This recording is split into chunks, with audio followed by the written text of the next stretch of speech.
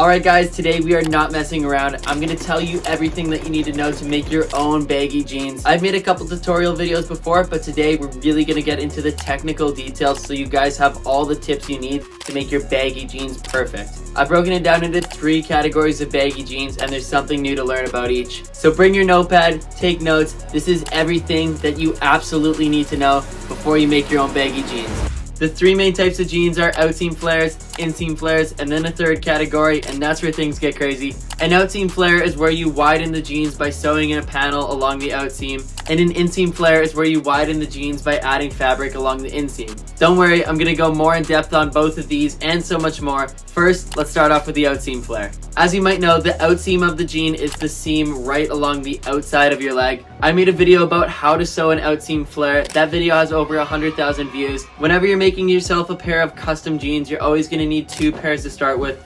1 pair to sew everything into, and a 2nd pair to borrow fabric from. And sometimes it's really hard to get the fabric to match between the 2. And so the cool thing about the Outseam Flares is you can intentionally use that contrast to make the jeans more interesting. One of the things that you got to keep in mind if you're going to make an Outseam Flare is you can't seam rip the seam all the way to the top. It's just going to look super weird. What I mean by that is when you're taking out the seam to open up the jeans, you can't go all the way to the waistband. What I found is that it looks good if you stop right along the crotch level. So imagine you draw an imaginary line over from the bottom of the crotch to the outseam.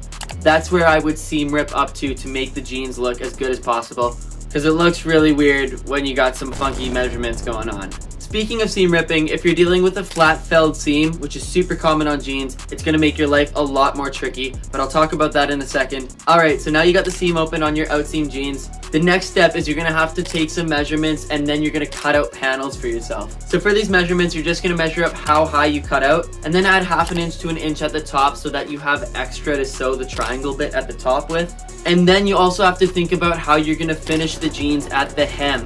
If you want it to be clean finished along the hem, you're going to have to add maybe 1.5 inches so that you can fold it twice to cover up the raw edge when you're done. And then the last measurement that you got to keep in mind is how wide you want the panel to be. Honestly, this one you just got to see what works. There's no golden rule or number that I can tell you because the jeans that you're working with will all be different. So now you have all your measurements, you've got how tall you want the panel, adding 1 inch to 1.5 inches at the top, and then adding 1.5 inches at the bottom if you want to double roll it and clean finish the hem.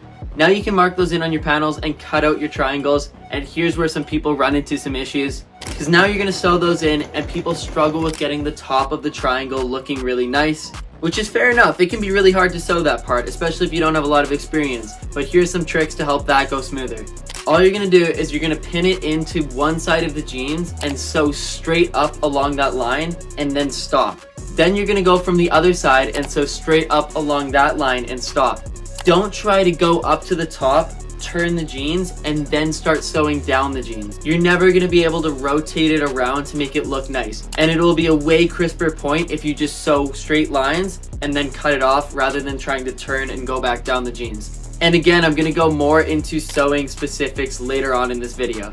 Alright, so now you got the order of operations for the Outseam Flare. You need to know how high up you want to seam rip it. You got to cut out your panel with the measurements, and then you're going to sew it in like I just outlined to make the triangle at the top really nice. You can even play around with some other details in the panels that you cut out, like these jeans where the hem is the waistband from another pair of jeans. And with that being said, let's move on to the Inseam Flares. This one's pretty similar to the Outseam Flare, except we're working with the inseam of the jeans, which is the seam that goes around your legs. And unlike the Outseam Flare, we're not going to stop at a certain point. You want to seam rip the whole thing, because it would look really weird if you didn't. And now if you remember, I mentioned the flat felled seam before.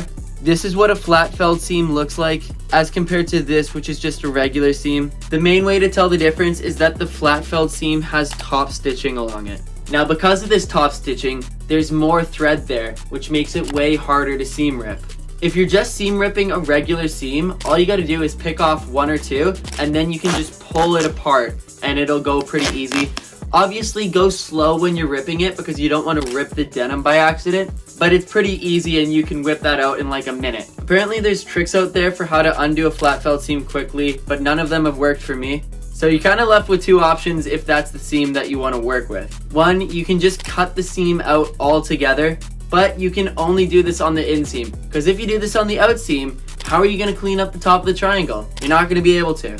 And it works on the inseam as well, because then you're just left with the raw edge of the fabric that you can sew your panel into. Works lovely. So if you're taking out a flat felt seam on the inseam of your pants, don't bother trying to seam rip it, just cut the whole seam out. But if the flat felt seam is on the outseam of your pants and you want to do an outseam flare, you gotta sit there and you gotta pick off all the threads. It's gonna take a bit of time, just be patient with it, you can get her done. If you don't really care going into it whether you do an outseam or an inseam flare, look at the pair of jeans that you're trying to flare, see which side the flat felt seam is on, and then flare the opposite side.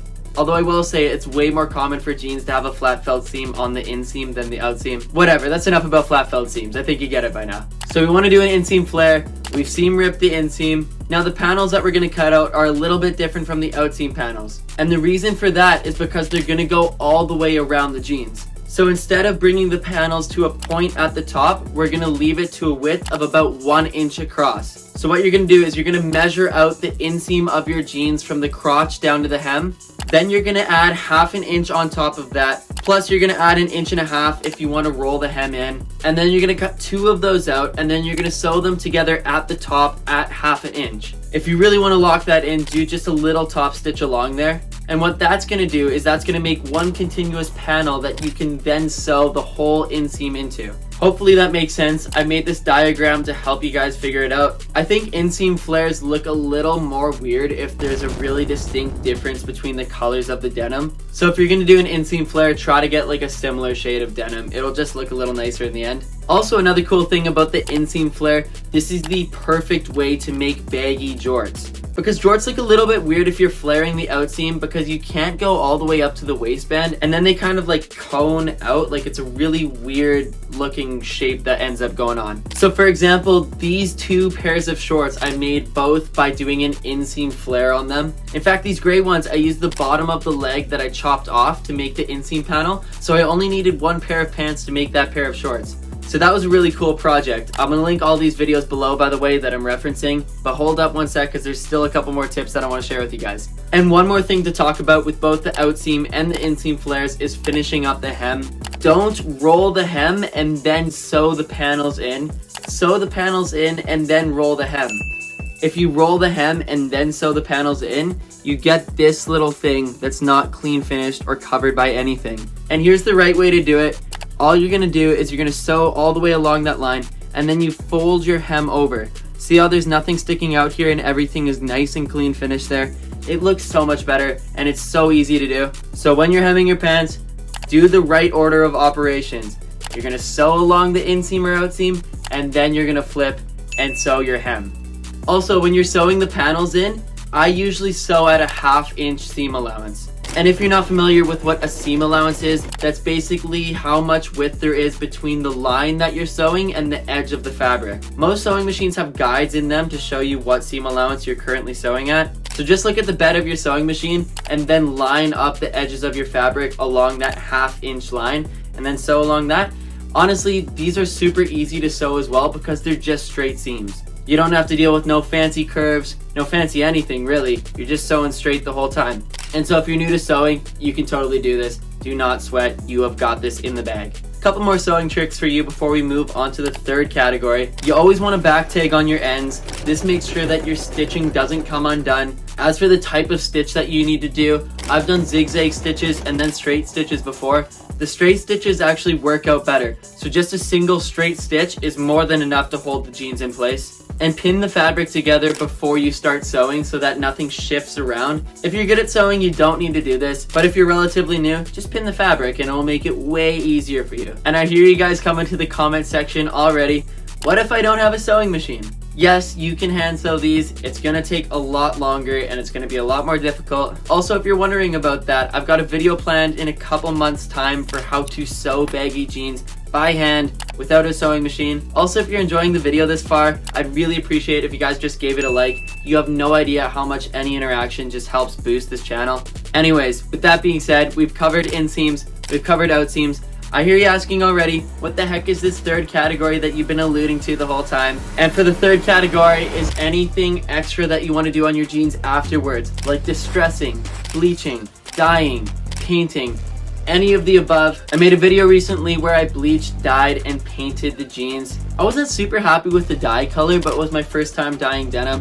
If you're gonna dye denim, you want to use this RIT fabric dye, and then just throw that in a tub with some dish soap and salt. If you want to bleach your jeans, don't do it in a plastic bin. I learned the hard way. It emits a lot of toxic fumes, and it smells really, really, really, really bad.